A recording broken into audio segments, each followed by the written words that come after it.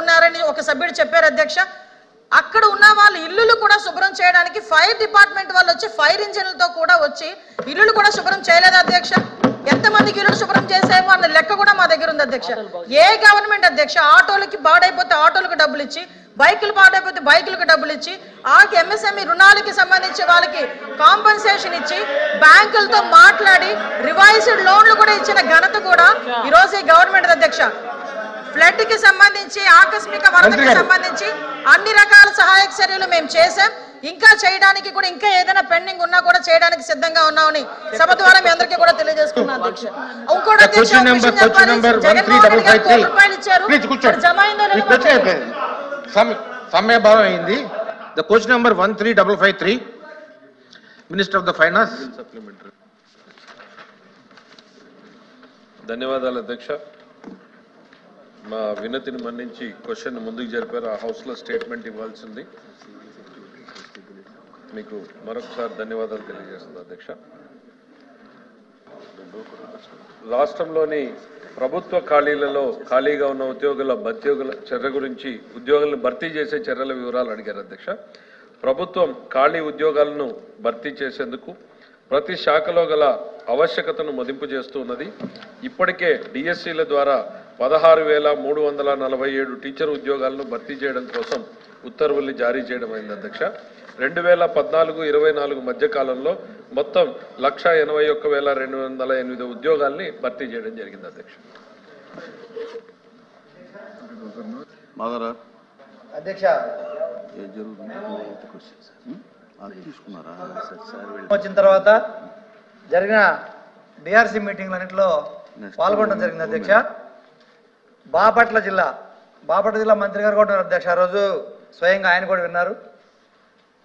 35 నుంచి 40% లోపలే అన్ని శాఖల్లో ప్రభుత్వ ఉద్యోగులు అవైలబిలిటీ ఉందని చెప్పి కలెక్టర్ గారు ఆ రోజు ఆవేదన తెలియజేయడం జరిగింది అధ్యక్ష. అదేవిధంగా ఒంగోలు జిల్లా కానీ, నెల్లూరు జిల్లా కానీ అన్ని ప్రభుత్వ శాఖల్లో ఏ జిల్లాలో కూడా చూసినా కూడా 40 నుంచి 50-60% కూడా ఎక్కడ ప్రభుత్వ అధికారులు ఏ జిల్లాలో కూడా ఏ శాఖల్లో లేరు అధ్యక్ష. మేము ఇప్పుడు సూటిగా అడిగింది ఏంటంటే, అసలు టోటల్గా ప్రభుత్వంలో అన్ని శాఖలు కలిపి ఎన్ని ఉద్యోగాలు ఖాళీ ఉన్నాయి, అది సూటి ప్రశ్న అధ్యక్ష. టోటల్గా మేము ఉపాధ్యాయులు ఒకటే కాదు అధ్యక్ష, అన్ని శాఖలు, రాష్ట్ర ప్రభుత్వానికి సంబంధించిన అన్ని శాఖల్లో కలిపి ఎన్ని ఉద్యోగాలు ఖాళీ ఉన్నాయి ఒకటి. రెండోది 14-19 మధ్యలో ఎన్ని ఉద్యోగాలు ఇచ్చారు ప్రభుత్వ ఉద్యోగాలు, 19-24 మధ్యలో ఎన్ని ఇచ్చారని అడుగుతున్నాను అధ్యక్ష. ఎందుకంటే గౌరవ మంత్రివర్యులు చెప్పినట్టు 151,000 అని చెప్పారు అధ్యక్ష. ఒక సచివాలయ ఉద్యోగులే 130,000 దాకా రిక్రూట్మెంట్ జరిగింది అధ్యక్ష 19-24 మధ్యకాలంలో. మరి దాంతో చూసుకుంటే 50,000 ఉద్యోగాలు కూడా 14-19 మధ్యకాలం లేవా అనేది మాకు డౌట్ వస్తూ ఉంది అధ్యక్ష. మాకు మీరు సూటిగా మేము అడిగిన ఆ 2 క్వశ్చన్లకి సూటిగా సమాధానం ఇవ్వండి అధ్యక్ష. మొత్తం ఖాళీలు ఎన్ని, 14-19 మధ్య ఎన్ని, 19-24 మధ్య ఎన్ని? సార్, సభ్యులు అడిగినటువంటి ప్రశ్నకి నేను సమాధానం చెప్పాము అధ్యక్ష. ఎందుకంటే ఇంకా అన్ని శాఖల్ని కూడా ప్రయారిటైజ్ చేయమని చెప్పి అడిగాము అధ్యక్ష. ఎందుకనంటే శాఖల్లో వేకెన్సీలు సభ్యులు చెప్పారు 30% ఒక దగ్గర, 50% ఒక దగ్గర ఇట్లా వేకెన్సీలు ఉన్నాయనేటువంటిది వాస్తవం అధ్యక్ష. అందరూ కూడా పబ్లిక్ లైఫ్లో ఉన్న వాళ్ళు, అంటే పర్సంటేజ్ నేను కమిట్ కాలేను కానీ ఖాళీలు అయితే ఉన్నాయి. అయితే దీంట్లో ప్రాధాన్యత క్రమంలో మనం ఏవి అత్యంత అవసరము, ఏవి రిక్రూట్మెంట్కి వెళ్ళాలి అనేటువంటిది ప్రభుత్వం ఒక మదింపు చేస్తూ ఉంది అధ్యక్ష. ఇంతవరకు క్లారిటీ సంఖ్య, టోటల్ వేకెన్సీలన్నీ, దాంట్లో ప్రయారిటీలో ఫిలప్ చేయాల్సినవన్నీ అనేటువంటిది ప్రభుత్వం వద్ద తక్షణం మనం సేకరించలేదు అధ్యక్ష. సేకరించడం కోసమే మదింపు చేయమని అదే రాశాను. ఆ మదింపు చేస్తూ ఉన్నది, ఆ ప్రాసెస్ అనేటువంటిది స్టార్ట్ చేశాము. ప్రాధాన్యత, కొన్ని ప్రయారిటీ ఉంటాయి, అవుట్ సోర్సింగ్ ఇవ్వలేని ఉద్యోగాలు ఉంటాయి, వాటికి ఖచ్చితంగా ప్రభుత్వ ఉద్యోగుల్ని నియమించాలి. మిగిలినవి అవుట్ సోర్స్ చేయగలిగిన దగ్గర అవుట్ సోర్స్ చేయడము, కాంట్రాక్ట్ చేయగలిగిన దగ్గర కాంట్రాక్ట్ చేయాలి అని ప్రయారిటైజ్ చేయడం కోసమే ఈ కార్యక్రమాన్ని చేపట్టడం జరిగింది. వచ్చిన వెంటనే ఒకవేళ సభ్యులకి కావాలి అంటే వారికి తప్పకుండా పంపించడం జరుగుతుంది అధ్యక్ష. ఇక గతంలో ఉన్నటువంటి పోస్టుల గురించి, దాంట్లో సచివాలయ ఉద్యోగుల గురించి తీసేస్తే దాదాపు 25,000, 27,000 2 ప్రభుత్వాలు రిక్రూట్ చేశాయి అధ్యక్ష. ఆ ఒక్క సంఖ్య మాత్రం గత ప్రభుత్వంలో అడిషనల్ గా వచ్చినటువంటి పోస్టులు అధ్యక్ష. అవి కాకపోతే జనరల్ వేకెన్సీల్లో మాత్రం ఎక్కడా కూడా పెద్ద తేడా లేదు అధ్యక్ష. 2 ప్రభుత్వాలు 1,000 అటు ఇటుగానే చేసుకుంటూ వచ్చినటువంటి సందర్భాలు ఉన్నాయి.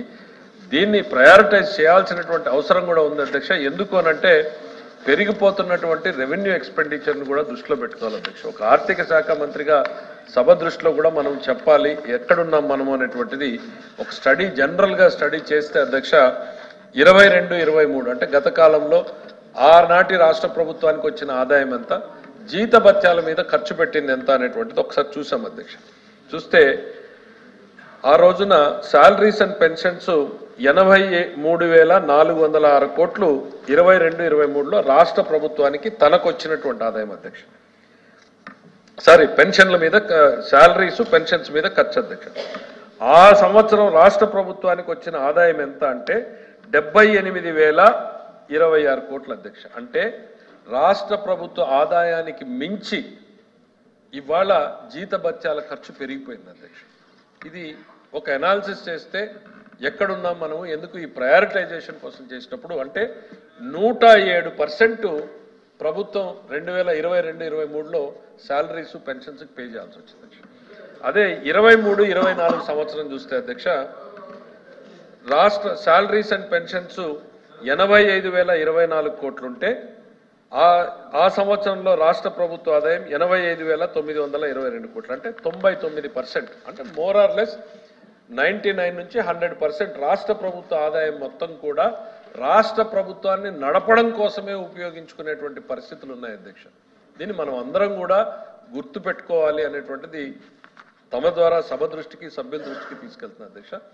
ఎంత మేరకు మనం ఈ వ్యయాన్ని ఇంకా పెంచాలి, ఎక్కడ మనం దీన్ని నియంత్రించుకోవాలి అనేటువంటిది ఒక కన్సెన్సస్తోనే ముందుకు పోవాల్సినటువంటి అవసరం. ఎందుకంటే ప్రజల సంక్షేమం కోసమే మీరైనా, మేమైనా, యంత్రాంగమైనా పనిచేస్తా ఉన్నాం అధ్యక్ష. ప్రజా సంక్షేమానికి కూడా కొంత మన కేటాయింపులు వెళ్ళేలాగా చర్యలు తీసుకోవాలి. కాబట్టి ప్రయారిటైజేషన్ ఆఫ్ ది పోస్టులు చేస్తున్నాం. ప్రయారిటీలో ముందు వాటిని రిక్రూట్ చేసి తర్వాత మిగిలిన వాటి మీద నిర్ణయం తీసుకోవాలన్నది ప్రభుత్వ ఆలోచన అధ్యక్ష. Thank you. ఇంకా చెప్పారుగా వివరంగా ఇంకా వద్దు, టైం చాలా అయింది. కూర్చోండి, ఇంకా అయిపోయింది. ఆయన వివరంగా చెప్పారు అన్ని విషయాలు. కూర్చోండి. Question number 13647 minister for home please కూర్చోండి. మీకు వివరాలు ఇంక ఇస్తానని చెప్పారు. కూర్చోండి. అధ్యక్ష, హోమ్ సభ్యులు అడిగిన క్వశ్చన్ అధ్యక్ష, విశాఖపట్నంలో పెరిగిన ట్రాఫిక్ రద్దీ వల్ల ఇబ్బందులు ఎదుర్కొంటున్న విషయం ఒకటో ప్రశ్నకి అవునండి. విశాఖపట్నం నగరంలో ట్రాఫిక్ రద్దీ పెరిగింది. అదేవిధంగా ట్రాఫిక్ ని రద్దీ చేయడానికి, ఈ ట్రాఫిక్ జాముల నివారణకి క్లియర్ చేయడానికి కూడా అధ్యక్ష సుమారుగా 11 జంక్షన్లని మేము ఈ రోజు మీరు అడిగింది స్టాటిస్టిక్స్ అడిగారు, స్టాటిస్టిక్స్ చెప్పారు. స్టాటిస్టిక్స్ మీద ఇంకా సప్లిమెంటరీ ఏముంటుంది? నగరంలో 11 జంక్షన్లు నూతన ట్రాఫిక్ సిగ్నల్స్ ప్రతిపాదించడం అయింది అధ్యక్ష.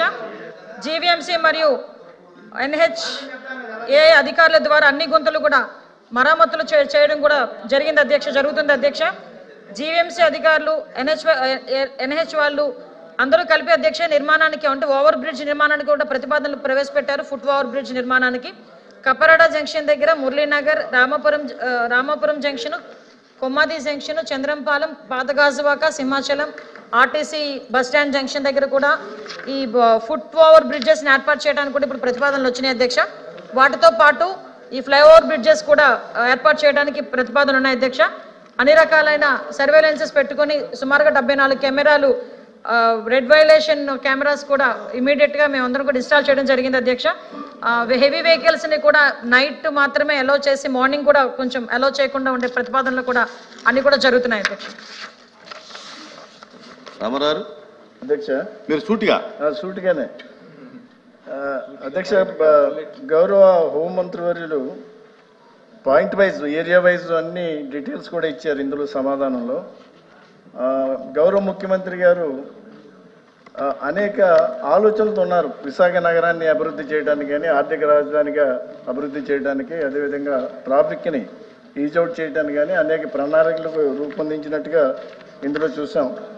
నేను మంత్రివర్యులని ఒక విషయం వాళ్ళ పరిశీలనలో తీసుకోవాల్సిందిగా కోరుతున్నాను. ఇటు మెట్రో రైలు ప్రాజెక్ట్ డిజైన్లో కానీ, లేదా ఫ్లైఓవర్స్ డిజైన్లో కానీ లంకిలపాలెం దగ్గర కూడా చాలా విపరీతంగా కంజెషన్ ఉంది విశాఖపట్నానికి సంబంధించి. అది కూడా పరిగణలో తీసుకోవాల్సిందిగా గౌరవ మంత్రివర్యులను కోరుతున్నాను. మంత్రి గారు. అధ్యక్ష సభ్యులు చెప్పింది కరెక్ట్ అధ్యక్ష. గౌరవ ముఖ్యమంత్రి గారు విశాఖపట్నం సిటీని లాస్ట్ 2014 to 19 ఉండేటప్పుడే స్మార్ట్ సిటీ కింద మనం అప్పుడు డిక్లేర్ చేసిన తర్వాత నుంచి కూడా ఒక మెట్రో రైల్ ప్రతిపాదన కూడా మనకి ఆ రోజు నుంచి ఉంది. గత 5 సంవత్సరాలు మెట్రో రైల్ ప్రతిపాదన గురించి ఎటువంటి ఒక స్టెప్ కూడా ముందుకు పడలేదన్న సంగతి మనందరికీ కూడా తెలిసిందే అధ్యక్ష. వాటితో పాటు అధ్యక్ష మ్యాక్సిమం ఎక్కువ చోట్ల మనకి ఈ ఫ్లైఓవర్స్ బ్రిడ్జెస్ కట్టాల్సిన అవసరం ఉంది అధ్యక్ష. ఈ ఫ్లైఓవర్స్ కూడా అధ్యక్ష కార్సెట్ జంక్షన్ దగ్గర, ఎండాడ్ దగ్గర, డైరీ ఫామ్ దగ్గర అంటే హనుమంతవాక దగ్గర, మద్దిలపాలెం, విప్రో జంక్షన్, గురుద్వార జంక్షన్, అక్కయ్యపాలెం, కొత్త గాజువాక, కూర్మన్పాలెం ఈ జంక్షన్స్ అన్నింటిలోని కూడా అధ్యక్ష ఫ్లైఓవర్ బ్రిడ్జెస్ కూడా కట్టాల్సిన అవసరం కూడా ఉంది అధ్యక్ష. ఈ ఫ్లైఓవర్స్ బ్రిడ్జెస్ అన్ని కూడా అంటే లాస్ట్ టైం ఇంతకుముందు ఎన్ఏడి జంక్షన్ దగ్గర కూడా చాలా ఎక్కువగా ట్రాఫిక్ జామ్ అయ్యేది అధ్యక్ష. ఎప్పుడైతే ఎన్ఏడి జంక్షన్ దగ్గర ఫ్లైఓవర్ నిర్మాణం పూర్తయిందో అక్కడ కొంచెం ట్రాఫిక్ కూడా క్లియర్ అయింది అధ్యక్ష. అదే విధంగా ఇక్కడ ప్రతి చోట ఇప్పుడు ఎక్కడైతే 9 చోట్ల పెట్టామో ఆ 9 చోట్ల కూడా ఇప్పుడు ఫ్లైఓవర్ బ్రిడ్జెస్ నిర్మాణానికి కానీ ముఖ్యంగా మెట్రో రైలు నిర్మాణానికి మెట్రో రైలు ప్రతిపాదన కూడా ఈ రోజు ఉంది అధ్యక్ష. గౌరవ సభ్యులు చెప్పినట్టుగా లాస్ట్ టైం ఎస్పెషల్లీ మెట్రో రైలు గురించి ఒక రివ్యూ కూడా చేయడం జరిగింది. గౌరవ సీఎం గారు అన్ని డిపార్ట్మెంట్లతో కలిసి కూర్చొని రివ్యూ కూడా జరిగింది. చాలా మంది ప్రజాప్రతినిధులు కూడా ఆ రోజు లంకెల్పాలెం వరకు దాన్ని ఎక్స్టెన్షన్ చేస్తే మంచిదని చెప్పి ప్రపోజల్ ఇచ్చారు. దాన్ని పరిశీలనలోకి తీసుకుంటామని చెప్పి ముఖ్యమంత్రి గారు కూడా చెప్పారు అధ్యక్ష. అదేవిధంగా అధ్యక్ష ఇప్పుడు మనకి విక్రేతల ద్వారా మాక్సిమం ఈ అడ్డంకులు ఏదైతే ఉన్నాయో అవన్నీ కూడా తొలగించడానికి కూడా ఈరోజు చేసుకుంటున్నాం అధ్యక్ష. అదేవిధంగా ఎక్కడైనా ఏదైనా యాక్సిడెంట్ జరిగి ఇమీడియట్గా క్లియర్ చేయడానికి కూడా హైవే అంబులెన్స్ సంబంధించి 10 వెహికల్స్ని కూడా పెట్టుకున్నాం అధ్యక్ష. ట్రాఫిక్ సిగ్నల్స్ ఆప్టిమైజేషన్ కూడా అమలు చేస్తున్నాం అధ్యక్ష. ఎక్కడ కూడా ట్రాఫిక్ నిబంధనలు ఉల్లంఘించిన వారికి ఇమీడియట్గా క్రమశిక్షణ చర్యలు తీసుకోవడం కూడా ఈరోజు డిపార్ట్మెంట్ ముందుందని చెప్పడానికి మీ అందరికీ కూడా తెలియజేసుకుంటున్నాం. అదేవిధంగా విశాఖపట్నం నగరంలో 24/7 ట్రాఫిక్ సిగ్నల్స్ పనిచేస్తాయి. Question number 13645 minister for social welfare.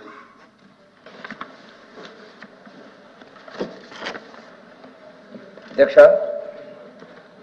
మొదటి ప్రశ్న సమాధానం అధ్యక్ష. 880 హాస్టల్ ప్రభుత్వ భవనాలు ఉన్నాయి అధ్యక్ష.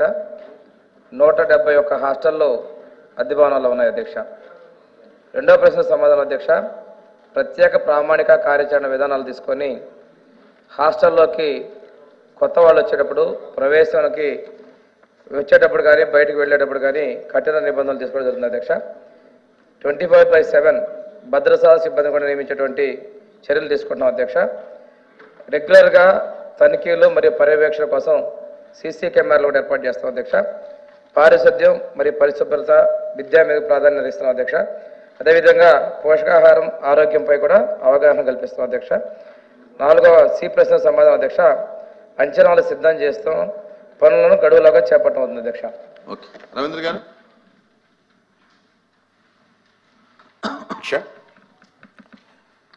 ఈ ప్రశ్న వేయడానికి ప్రధానంగా గత 10 రోజుల క్రితం మా తండ్రి గారి ఒక జ్ఞాపకార్థం కొన్ని దుప్పట్లు పంచాలని మా తరపు చుట్టుపక్కల హాస్టల్స్ వెళ్ళాను అధ్యక్ష. అక్కడ హాస్టల్స్లో పరిస్థితి చాలా దయనీయంగా ఉంది అధ్యక్ష. అక్కడ పడుకోవడానికి మంచాలు లేవు, పరుపులు లేవు, కిటికీలు లేవండి, కిటికీలకి మెషలు లేవు, కొన్ని కిటికీలు పూర్తిగా ఊడిపోయినాయి, అలా దోమతెరలు లేవు.